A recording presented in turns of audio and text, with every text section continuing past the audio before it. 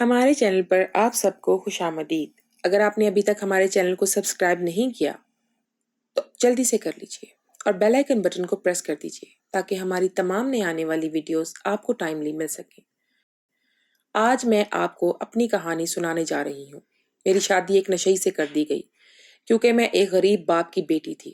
تھوڑی بہت تعلیم مجھے میرے باپ نے دلوائی تھی۔ ان کے انتقال کے بعد میری شادی کر دی گئی اور میری زندگی کی مشکلات کا دور شروع ہو گیا تھا۔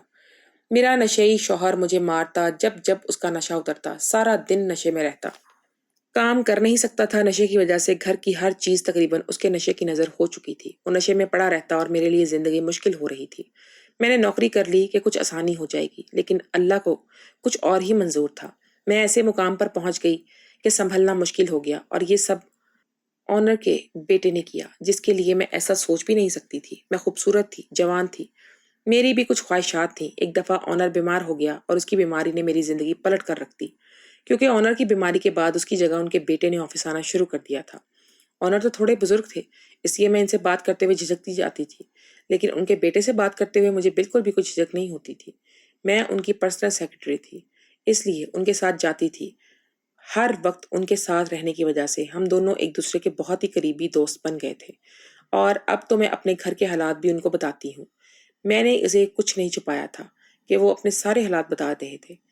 اب اکثر مجھے وہ پیسے دیتا تھا تاکہ میں اپنے شوہر کو نشے کو لے کر دے سکوں۔ شوہر کو نشہ دے کر میں اپنے سیکنڈ باس کے ساتھ گھومنے پھرنے نکل جایا کرتی تھی۔ اکثر ہم لوگ ہوٹلنگ کرتے تھے، لیکن ہماری دوستی ایک حد کے اندر ہی رہی، اور تقریباً 3 ماہ بعد دوبارہ سے آنر نے آفس سنبھال لیا۔ لیکن یہ 3 ماہ میری زندگی کے خوبصورت ترین دن تھے، جن میں آنر کا بیٹا ہر لمحہ میرے ساتھ ہوا کرتا تھا۔ آنر نے آفس دوبارہ جوائن کرنے کے بعد ہمارا رابطہ ختم کروا دیا۔ ہمارا رابطہ لیکن ختم نہیں ہوا، اور ہم ایک دوسرے سے رابطے میں رہتے۔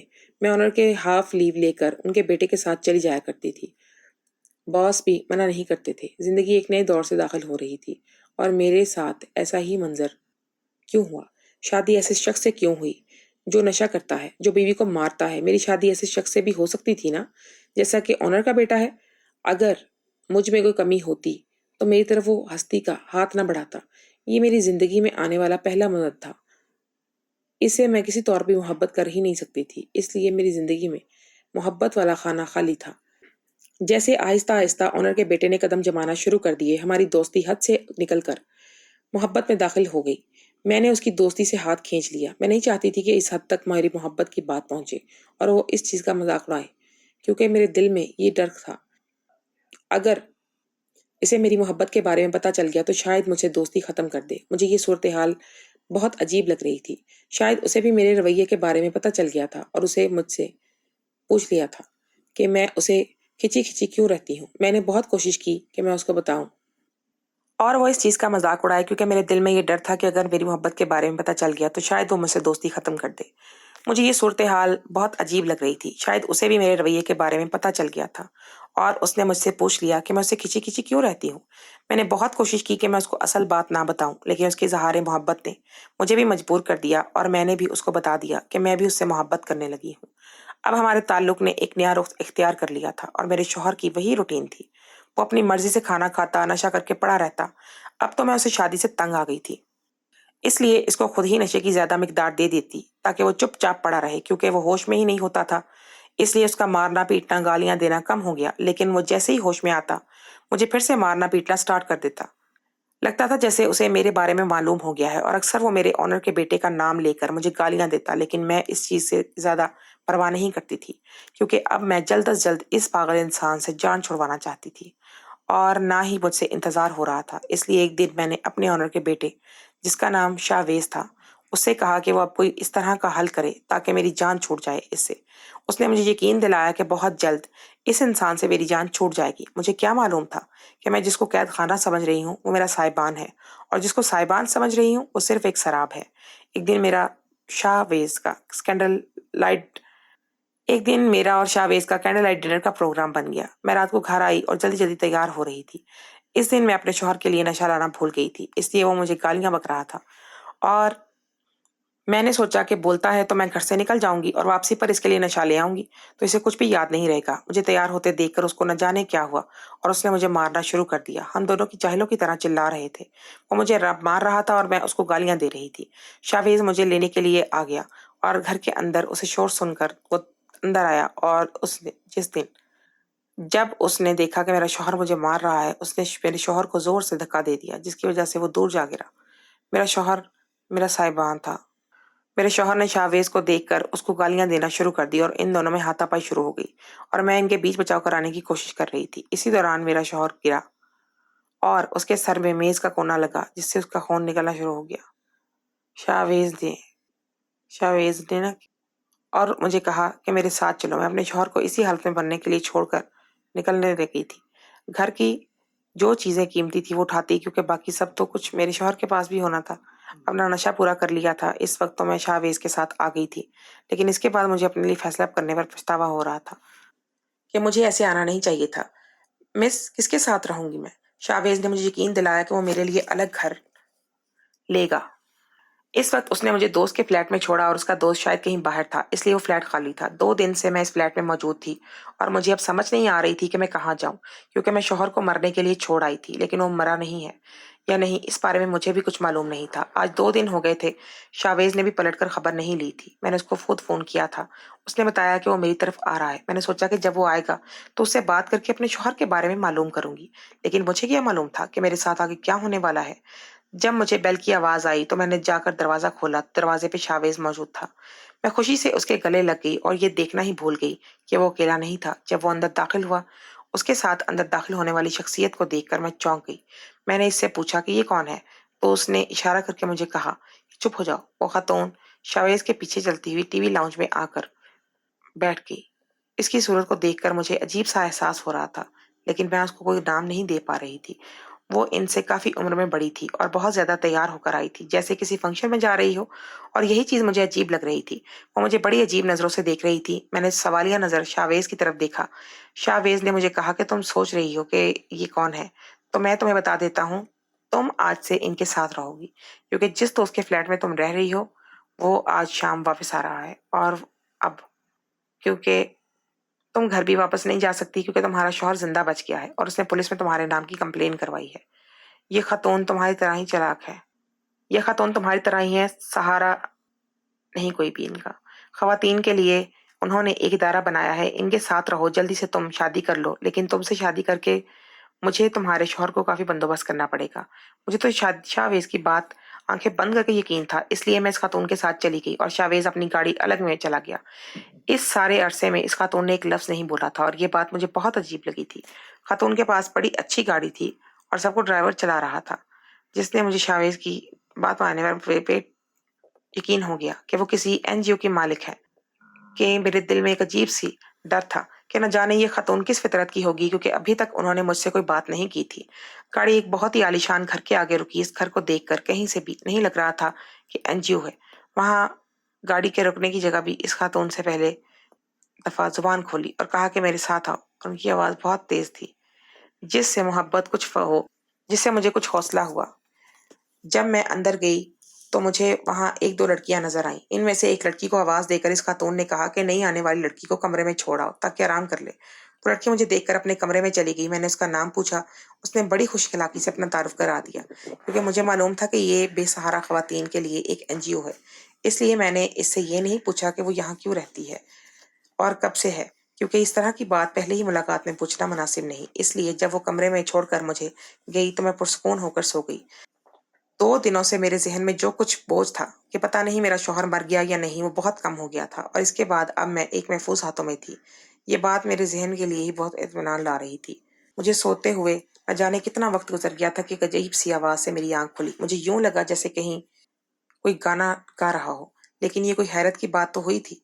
شاید کوئی گانے کا شوق پورا کر رہا ہو، مجھے خود اندازہ ہو جائے گا۔ اس لیے میں چپ چاپ بیٹھی رہی۔ تھوڑی دیر بعد دروازہ کھلنے کی آواز آئی اور جو میرے کمرے میں داخل ہوا اسے دیکھ کر قدموں تلے سے زمین نکل گئی۔ میں فوراً اٹھ گئی۔ اس شخص نے آگے بڑھ کر میرا ہاتھ تھام لیا اور اس نے اس کو زور سے دھکا دیا۔ اٹھ کر باہر بھاگ گئی، لیکن باہر کے مناظر تیز تیز تھے۔ پھر قدموں کو ایسے منجمد کر دیا جیسے زمین پر اور اٹھ کر باہر بھاگ گئی، لیکن باہر کے منظر پھر قدموں تلے سے ایسے منجمد کر دیا جیسے زمین میرے قدم جکڑ لیے ہوں۔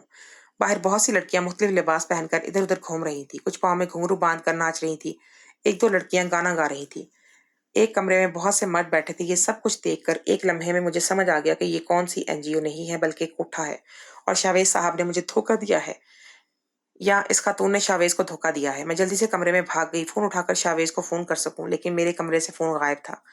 باہر نکل کر میں پورے گھر میں فون تلاش کرنے لگی اور کوشش بہت کی، لیکن کہیں بھی مجھے فون نظر ہی نہیں آیا۔ باہر نکلنے والے راستے بند تھے اور ان کے آگے صندوق اٹھائے گارڈ کھڑے تھے جو باہر نکلنے کی اجازت نہیں دے رہے تھے۔ میں مکمل طور پر پنجرے میں جکڑی جا چکی ہوں۔ شاویز سے رابطے کا کوئی ذریعہ ہی نہیں تھا۔ رات کو جب میرا ایک تو بچ گیا۔ باہر نکلنے والے دروازے بند تھے اور ان کے آگے بندوق اٹھائے گارڈ کھڑے تھے جو باہر نکلنے کی اجازت نہیں دے رہے تھے۔ میں مکمل طور پر پنجرے میں جکڑی جا چکی تھی۔ شاویز سے رابطے کا کوئی ذریعہ نظر نہیں آ رہا تھا۔ رات کو جب محفل ختم ہوئی تو مجھے معلوم ہوا کہ وہ خاتون کوٹھے کی مالک ہے۔ مجھے اس کے سامنے پیش کیا گیا اور اس نے مجھے کہا، تمہیں معلوم تو ہو گیا ہوگا یہ کون سی جگہ ہے، اور تم اپنے طور پر شاویز صاحب سے رابطے کرنے کی کوشش بھی کرو، لیکن میں تمہیں ایک بات واضح الفاظ میں بتا دوں کہ شاویز کو معلوم تھا کہ میں کون ہوں۔ اس نے تمہاری باقاعدہ قیمت وصول کی ہے، اس لیے جو کچھ یہاں ہوتا ہے تم اس کا حصہ بن جاؤ، تمہیں ناچ گانا بھی سکھا دیا جائے گا۔ میں نے کہا کہ میں یہ سب نہیں کروں گی، میں شادی شدہ ہوں، میں واپس اپنے گھر جاؤں گی، لیکن میری ایک نہ سنی گئی اور مجھے زبردستی ناچنے کی تربیت دی گئی، لیکن ان لڑکیوں نے مل کر مکمل طور پر میرا حلیہ بدل دیا۔ میں اپنے پہلے سادہ حلیے میں زیادہ اچھی رہتی تھی۔ میں نے کہا کہ یہ میں نہیں کروں گی، میں شادی شدہ ہوں، اور مجھے زبردستی ناچنے کی تربیت دی جانے لگی۔ ان لڑکیوں نے مل کر مکمل طور پر میرا حلیہ بدل دیا۔ میں پہلے بہت سادہ نہیں رہتی تھی، لیکن اب تو میں خود حیران آئینے میں دیکھ کر پریشان ہو رہی تھی۔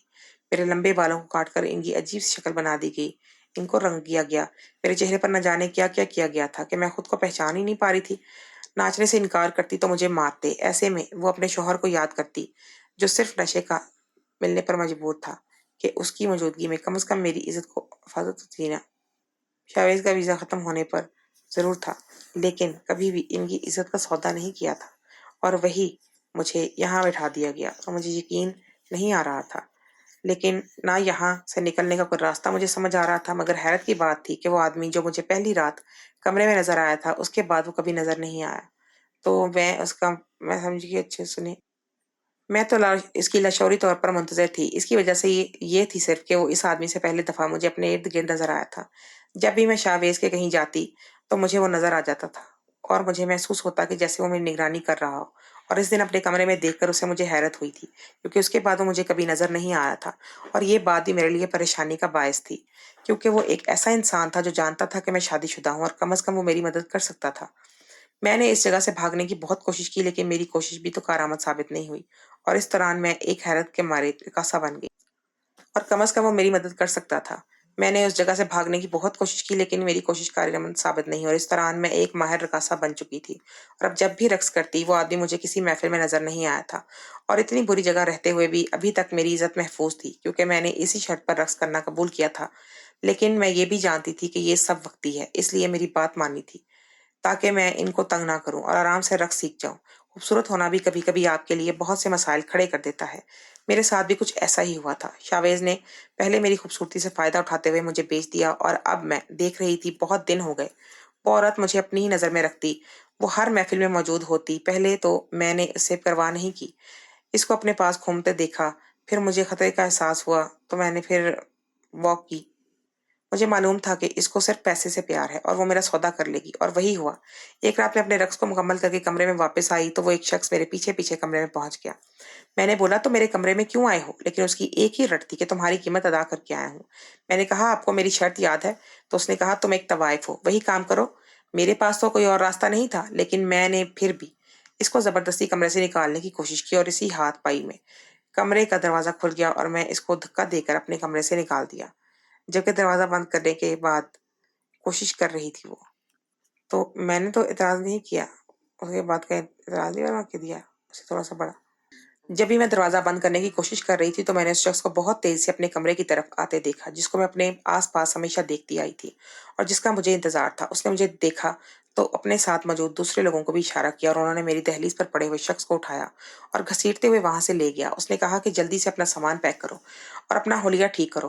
मुझे उसकी बात समझ नहीं आई थी, इसलिए मैंने पूछा कि आप क्या कह रहे हैं और आप कौन हैं?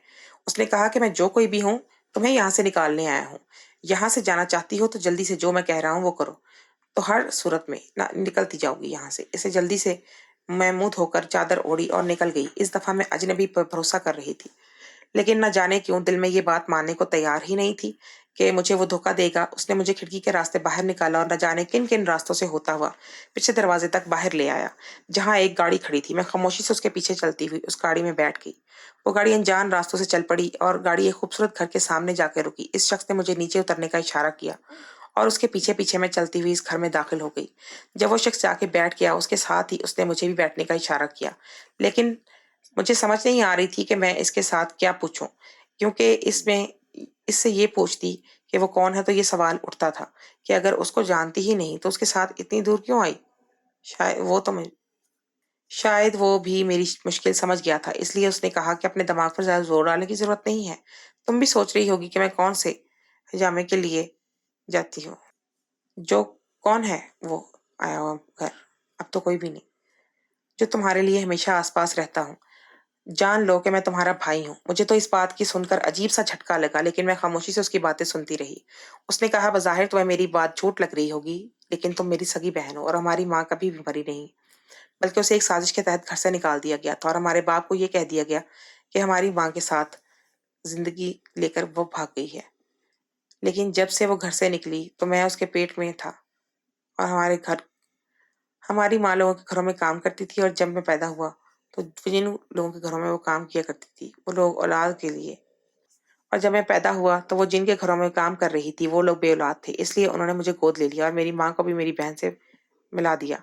और जब मैं कुछ बड़ा हुआ और ये बात समझने के काबिल हुआ तो मुझे माँ ने तुम्हारे बारे में बताया। तुम्हें ढूंढता हुआ जब ताई के घर गया तो मुझे मालूम हुआ कि तुम्हारी तो कोई निशानी उनके पास मौजूद ही नहीं, शादी करवा दी गई है।